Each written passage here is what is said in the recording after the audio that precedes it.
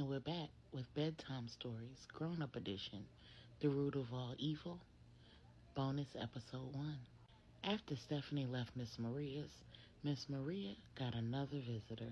While she was contemplating whether to take her chances with the police or use the poison in the hypodermic needle, she heard her doorbell ringing. Thinking that maybe Stephanie had a change of heart, she got up, went to the door. It was a white man at her door.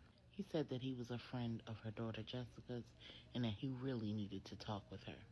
So she let him in. He told her that Jessica sent him there so that she would know what was really going on. She couldn't come herself or call because the police were looking for her. She was being framed and accused of something that she did not do. He told her that Jessica went to visit Miss Cheryl just to talk to her. When she got there, Stephanie was poisoning Miss Cheryl. When she tried to stop her, Stephanie attacked Jessica. Regina came in, and together the two women attacked Jessica. As a result, she lost the baby boy that she was carrying, and that baby was his. Yep, you guessed it, Maria's visitor was Bruce Middleton. Maria was overcome with emotion. She cried for her daughter and her unborn grandson. She asked, why would Stephanie do something like that?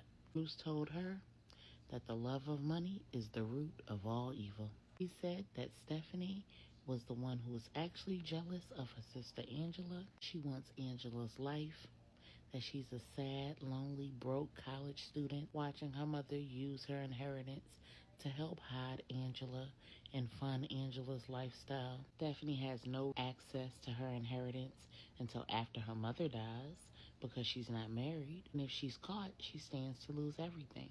So why not frame Jessica and kill three birds with one stone? By framing Jessica, she can get rid of her mother. She can ensure that Jessica doesn't inherit, and she can get rid of her sister Angela. Then she'd inherit everything. Miss Maria tells Bruce she doesn't know who to believe, but she's had a hard time believing that her baby Jessica would even do some of the things that she's being accused of. Seducing her own sister's husband, attacking Miss Cheryl in the assisted living facility. Bruce went as far as to tell Miss Maria that Marcus and Stephanie were the ones who were in on the plot and that it was Marcus's idea to get involved with Jessica, that this was her chance to help her daughter, to right her wrongs, to make up for her failures, and make up for the pain that she's caused her daughter by her bad decisions. He laid it on thick. Then he told her that they knew Angela was in Denver. They just didn't know where. Miss Maria, having received that ultimatum from Stephanie and really wanting to believe the best about her daughter and not knowing who to believe, fell in the trap. She told Bruce that Miss Cheryl had a special relationship with Pastor Robin Sr. When she left Angel and his wife died and he started the church in North Carolina, they both moved to North Carolina. His son now runs the church in North Carolina, and he has a daughter who got married and runs the church in Denver. She told Bruce that if he finds Pastor Robin Sr.'s daughter, he'll find Angela. She gives him the name of the church. Bruce thanks her and heads out. As Stephanie's driving away, she actually does have a change of heart. She turns the car around, comes back to the house, and just as she's pulling up, she sees a white man leaving Miss Maria's house. He walks over, gets into his Aston Martin, pulls off, and so does Stephanie. She's driving home. She realizes that she recognizes the man. She saw him before. She saw him at Marcus's last birthday dinner. She racks her brain, and then she remembers it's Marcus's boss. Stephanie has an awesome memory. That's something that she inherited from her father.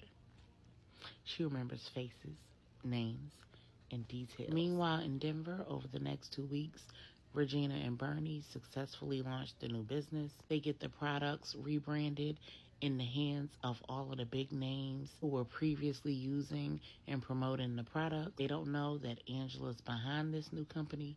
They just know that the proprietary rights have been turned over and that new business is still Black woman owned. The products are still cruelty-free and organic. The formula has not changed. The pricing is even more pocket-friendly. These big names have huge followings on social media, and their followings are eating the products up. They're selling like hotcakes to the point where they're already going to have to do a restock. Bernie has been so busy in the warehouse that she's had to hire additional staff, including an assistant manager. The buzz around the products is even greater because it's faceless. Nobody knows who's behind it, and that's just keeping the momentum going. At this rate, the products are projected to be in stores within the next 10 to 15 months, which is unheard of for a brand new brand. At the hospital, Q has been at Angela's every beck and call. Bernie, and the housekeeper have been keeping Bentley fed, exercised, and entertained. Q and Angela have spent a lot of time just talking about fond childhood memories, their goals and aspirations for the future, their relationships with Christ. They've been taking turns watching one another's favorite movies, reading one another's favorite books, and as a result, they've gotten really close over the last few weeks. So much so that Q was the one who broke the news to Angela that Miss Cheryl had died. Regina was avoiding telling her, but when Angela asked Q outright, he just couldn't lie to her. Surprisingly to everyone, Angela didn't break down. She immediately went into help mode and started helping Stephanie plan everything, making sure that her mother had everything the way that she would want it. And when it was time for the services, they all logged in and watched it online. They shared stories and fond memories of Miss Cheryl and laughed and cried together. And Angela was fine. While Angela was worried about Stephanie kind of being alone, she also knew that Stephanie's pretty much a loner. But Pastor Tanya let her know that Stephanie actually wasn't alone. Pastor Tanya's cousin, who's in ministry at the church in North Carolina, was right by Stephanie's side the whole way, and he's expressed an interest in courting Stephanie. Angela is doing extremely well, and she gives all credit to her mother coming to her that night and to Q for all he's been doing to support her through this process. Angela's been doing so well, in fact, that the doctors have agreed to discharge her as long as she can have around-the-clock medical care at home until her scheduled induction at 36 weeks.